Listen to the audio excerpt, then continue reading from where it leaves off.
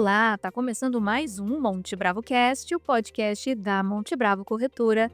Eu sou Malena Oliveira, hoje 27 de outubro de 2025 e esse é o nosso informe semanal, a versão em áudio de um documento produzido pelos nossos analistas que fala sobre estratégia, cenário econômico e oportunidades de investimento.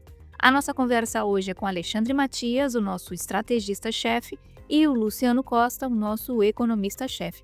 A gente fala agora dos principais fatores que vêm impulsionando os mercados não só no Brasil, mas no mundo todo. A semana, o foco principal é a reunião do Fed, expectativa hoje quase consensual de um corte de 0,25. Isso vai configurando aquele cenário que a gente imaginava de muito favorável para os ativos de risco no mundo, né? A gente tem uma dinâmica na economia americana que o Fed está cortando porque a inflação está abrindo espaço numa economia que não está em recessão, então isso é muito bom para o mercado acionário. Os resultados das empresas americanas continuam muito bons. O programa de investimento em inteligência artificial e toda a infraestrutura que se envolve garante um impulso importante para a economia americana. Então a gente acha que o cenário global para ações nos Estados Unidos é favorável.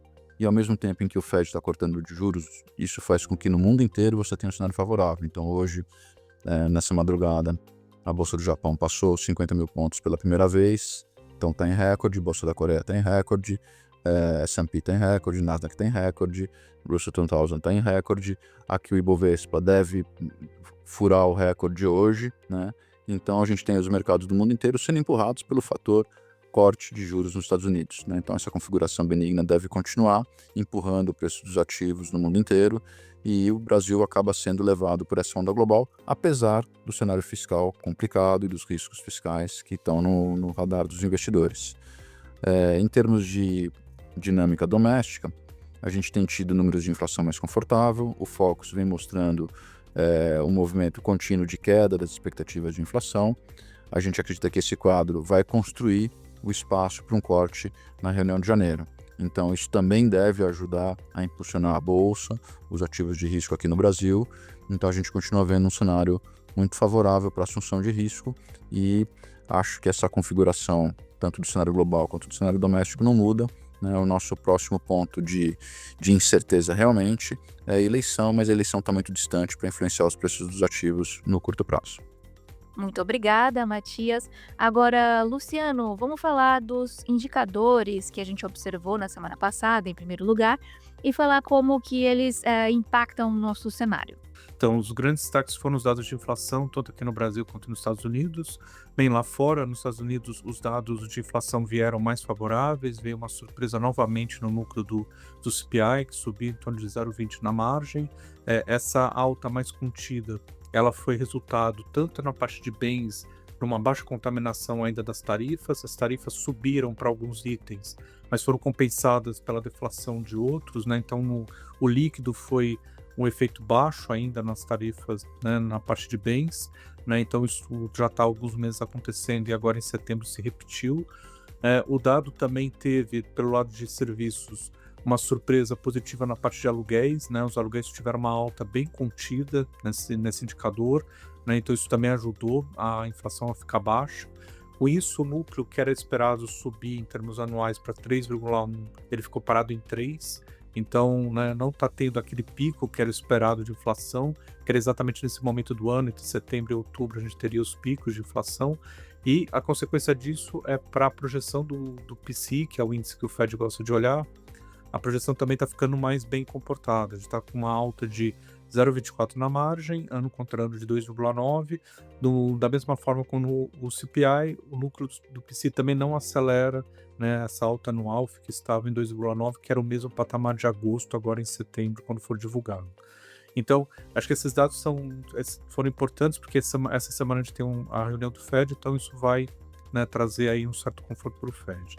Lá fora, aqui dentro, né, o Brasil, a gente teve a divulgação do IPCA 15 na sexta-feira, ele também veio abaixo do esperado, uma alta de 0,18, a gente estava com uma alta de 0,27, o mercado tinha uma alta de 0,25, então foi uma surpresa tanto para nós quanto para o mercado.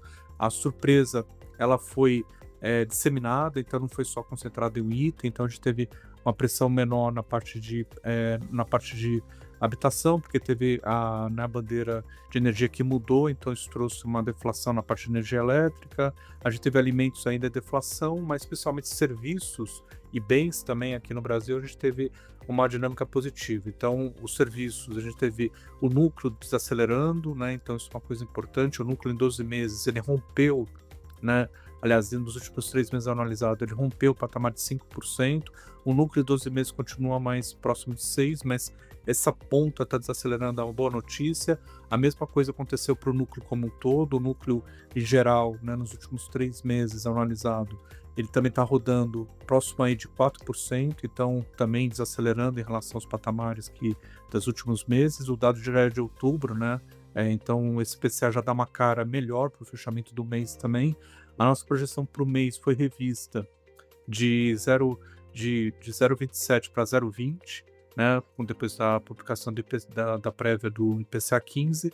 Então a gente está ficando com a inflação esse ano mais baixa do que a gente estava imaginando há 40, 60 dias atrás. Então esse é um ponto importante, junto com os sinais de desaceleração da atividade, também vão formando um quadro aí muito favorável para que o Banco Central comece a cortar os juros na virada do ano, né? A gente acha que é em janeiro.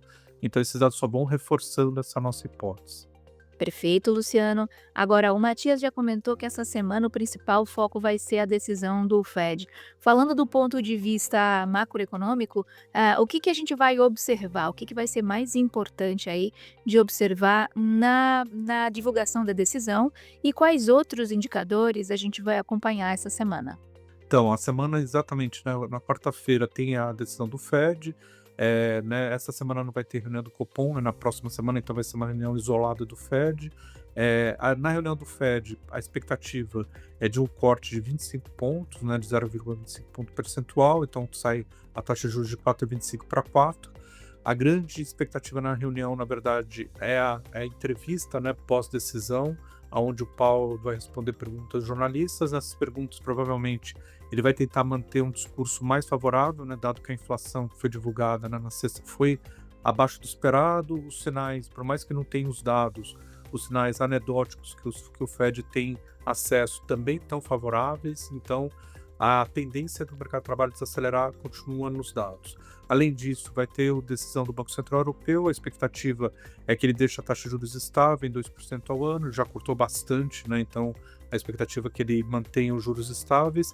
E se tiver a reabertura do governo, na sexta-feira será publicado o PCI, né? O núcleo do PCI que a gente comentou, né, na parte da discussão sobre o CPI, que deve trazer ainda uma leitura bastante favorável, né, uma alta aí anual de 2,9%, né, no núcleo, e uma alta na margem em torno de 0,24% para o índice, né, no mês, né, de setembro. Então, os dados, teoricamente, seriam dados ainda de inflação bons.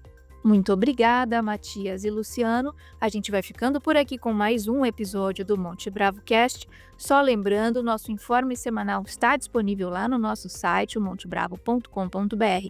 Na aba de conteúdo, você pode ver mais detalhes sobre os assuntos que a gente discutiu aqui.